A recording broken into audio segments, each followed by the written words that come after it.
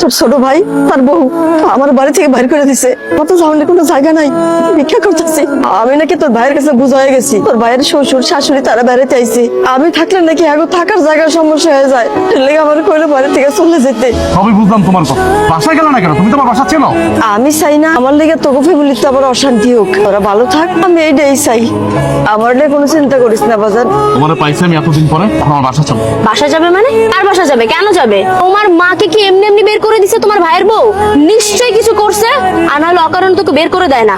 আর তুমি কিভাবে মনে করলা যে একটা অকর্মা ঢেকে কি আমি আমার বাসায় নিয়ে উঠাবো? কোনোদিনও না। তোমার ছোট ভাইয়ের বউ যেহেতু রাখতে পারেনি, আমি কেন রাখবো? কখনোই না। আমার মা আমার বাসা যাবে, তোমার সমস্যা আছে? আমি তো বুঝলাম না। আমার সমস্যা আছে। তোমার মায়ের গিটার দেখো, অবস্থা দেখো। আমাদের বাসায় আমার বাবা থাকে, আমার বাবার সামনে যদি তোমার মাকে নেই, তুমি কি বলবো তাকে যে কেন হুট করে এইভাবে ফকির নিয়ে ভিক্ষুক অবস্থায় নিয়ে আসছি? তখন এক্সপ্লেইন করবে আমার বাবার সামনে যে তোমার ছোট ভাই আর ছোট ভাইয়ের বউ তোমার মাকে ঘর ধাক্কা দিয়ে বের করে দিচ্ছে, আর তুমি নিয়ে আশ্রয় দিছো। কিভাবে শ্বশুরের সামনে কথা বলবা? আমার বাবা যতদিন আমার বাসায় আছে, তোমার মা কেন? তোমার কোনো আত্মীয় স্বজন আমি নিবো না। তুমি আমার মাকে ভিক্ষুক বললা? ভিক্ষুককে ভিক্ষুক বলবো না তো কি বলবো? ম্যাম সাহেব বলবো?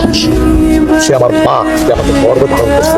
তুমি যদি আরেকটা কথা বলো, ওই নাম মা চলো, তুমি আমার বাসা চলো।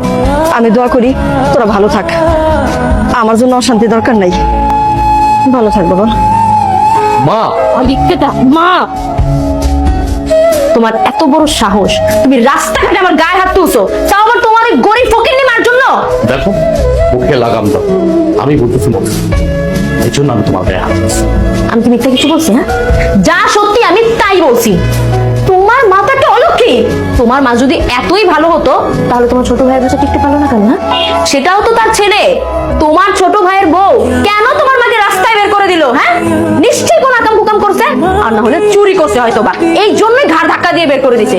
আর তুমি কিভাবে ভাবলা এরকম একটা চোরকে আমি আমার বাসায় নিয়ে আসবো? তাহলে আমি এক কাজ করি, তুমি আমার মাকে আজে বাজে কথা বলার আগে, তোমার বাপ তো আমাদের বাড়িতে থাকে, তাই না? আমার কাছে থাকে, শ্বশুর বাড়ি থাকে। তোমার বাপ তো একটা নির্লজ্জ বেহায়া। এক কাজ করি, তোমার বাবাকে বাড়ি থেকে বের করো। তুমি কি বলছো সব? আমার বাবাকে বের করে দিবা মানে? কেন চুপ থাকবো?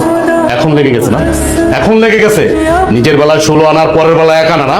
শোনো, তুমি বুঝেছিও না, আমি তোমাকে কখনো বলছি, এখনো বলি, দেখুন তোমার মা এই রাস্তাঘাটে দিন ভিক্ষা করতেছে, এটা কিন্তু আমার মা।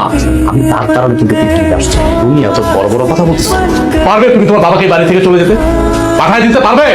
তুমি যেমন পারবে না, ঠিক আমিও তেমনি পারবো না। আমার মা রাস্তায় ভিক্ষা করতেছে, আমি এটা দেখবো? পৃথিবীর কোনো পুরুষ পোলা এটা দেখবে তাকায় তাকায়? তার মাকে অবশ্যই বাসায় নিয়ে আসবে।